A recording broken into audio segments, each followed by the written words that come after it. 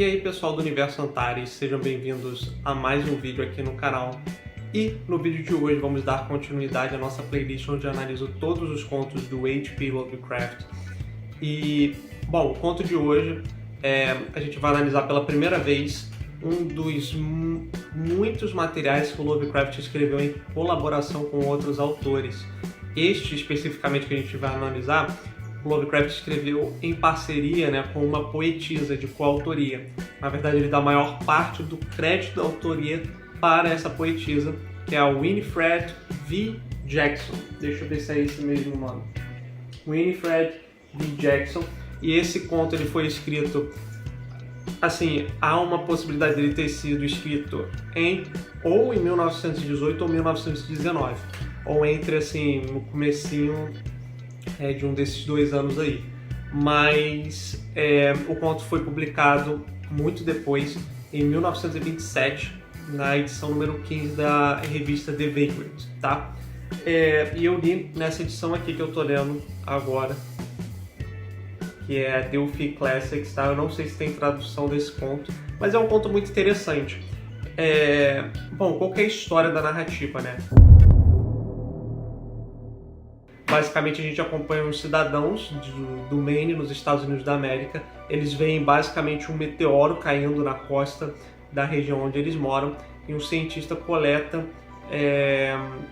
informações, coleta junto com alguns pescadores amostras desse meteorito, Eles afirmam que de fato é um meteorito, e lá dentro eles encontram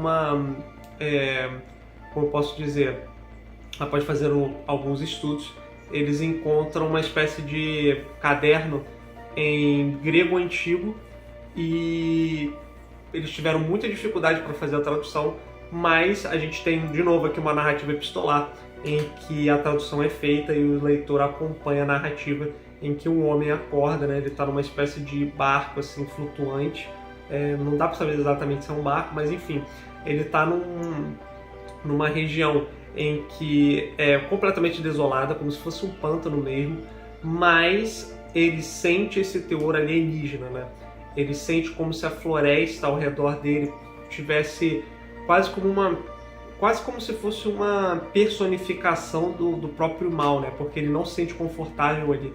E o barco vai continuando em direção, ao famoso, em que ele mesmo nomeia, e que dá título ao conto, ao prado verdejante, ao prado verde, onde basicamente parece o completo oposto daquilo que ele está vendo ali. Então ele começa a atravessar todo a seção ali onde ele está. Ele vê como se tivesse como se o mar se abrisse para abrir caminho em direção a esse prado verde. E quando ele chega lá, ele olha para trás, ele tem a sensação de esse misto de horror com admiração, porque ele começa a ouvir cânticos que são familiares, apesar dele não conseguir distinguir a língua em que está sendo utilizada para aqueles cânticos, Mas não tarda para ele começar a ter uma sensação de horror, porque parece que esse prado verdejante também está indo em direção a algum local, e ele consegue ouvir barulho de ondas, barulhos assim, como se fosse o começar de uma onda, sabe? Mas assim, de maneira colossal. E aí ele entra em desespero, porque ele reconhece o porquê dele estar ali, o porquê dele ter ido parar ali. Ele reconhece que numa época passada ele, inclusive, faz citação de filósofos gregos, mas ele diz que numa época passada ele ficava olhando para as estrelas, pensando, e tipo, meio que amaldiçoando os deuses por não terem dado a chance, dado um corpo para ele capaz de atravessar os abismos das estrelas. Parece que agora finalmente ele encontrou o meio, mas antes que ele revele para o leitor a fonte do terror dele, que permitiu com que ele e diversos outros seres atravessassem o cosmos, o conto termina, porque o documento fica fragmentado, e o próprio narrador lá, os tradutores, dizem que a partir de um determinado ponto fica completamente ilegível, que a gente fica naquela expectativa, o que poderia ter sido.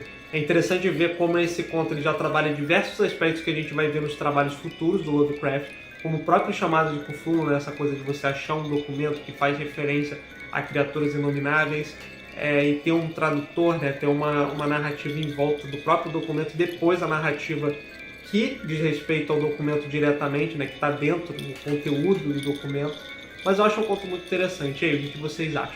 Me digam aí nos comentários e eu vejo vocês no próximo vídeo. Até mais.